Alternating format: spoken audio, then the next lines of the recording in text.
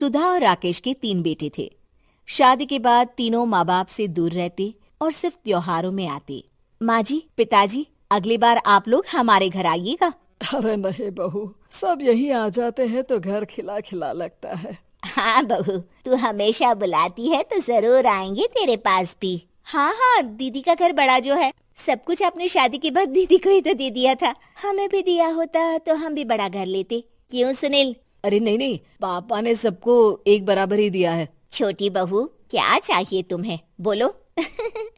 वो आपके सोने की चेन वाली घड़ी है ना, वो अगर आप मुझे, तभी वहाँ मजली बहू भी आ जाती है। और मुझे ना आपका मंगलसूत्र कितना लंबा, सुंदर और भारी भी है। अरे हाँ हाँ, तुम दोनों को ही दूंगी बहू, चिंता ना करो।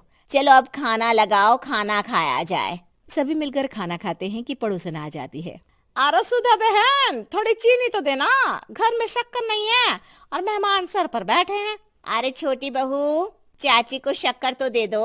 अरे मजली दीदी, आप दे दीजिए ना, मैं यहाँ कम आती हूँ तो मुझे पता ही नहीं है कि सासू माँ सारी चीजें कहाँ रखती है। और तुम, मैं कौन सा यहाँ रोज शक्कर फाँकने के लिए आती हूँ, मुझे भी नहीं है पता। तभी बड़ी बहू हाथ में चीनी की कटोरी लेकर आती है। चाची, शक्कर आप लोगों का बड़ा सहारा है माँ जी और पिताजी को, वरना हम लोग तो यहाँ रहते ही नहीं।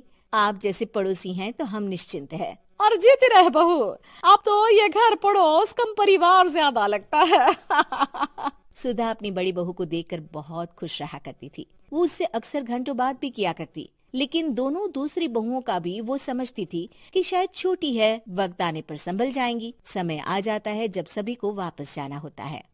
माँ जी, हम लोगों की फ्लाइट पहले है, हमें इजाजत दे। वो सास के गले लगकर चली जाती है। थोड़ी देर बाद छोटी बहू कहती है, माँ जी, मैं ना ये सोफे के कवर और चादरें ले जा रही हूँ, यहाँ तो ऐसी ही पड़ी रहेंगी। हाँ हाँ बहू, ले जा, और कुछ चाहिए तो बोल। और तो चाहिए बहुत कुछ, पर चलिए कोई बात नहीं, अगली बार ले जाऊंगी मैं।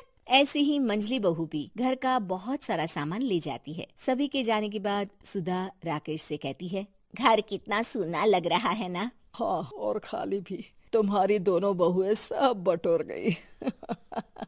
अरे ठीक है ना, हम दोनों ही तो हैं, कितना सामान लगेगा, फिर उन लोगों की नई गृहस्थी, इतना मत सोचा करे। समय बीतता है। ऐसे ही हर साल त्योहारों में सुधा और राकेश के बच्चों की बहू आते और जाते वक्त ढेर सारा सामान पैक कर कर ले जाती। लेकिन कुछ ही सालों में सुधा का देहांत हो जाता है।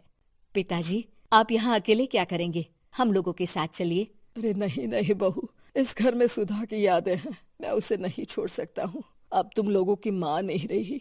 देख लो, वैसे तो मैंने उसके जीते जी सब कुछ दे दिया है, लेकिन कुछ उसका पर्सनल कीमती सामान था जो ये है, ले लो।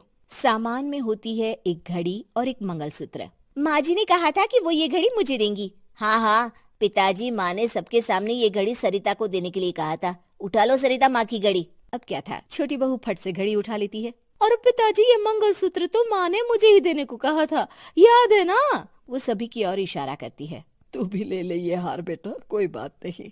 मंजली फटाक से हार उठा लेती है। ससुर बड़ी बहू की तरफ देखते हैं। तुझे क्या दूं बेटा? पिताजी, माँ ने एक चीज मेरे लिए भी रखी है।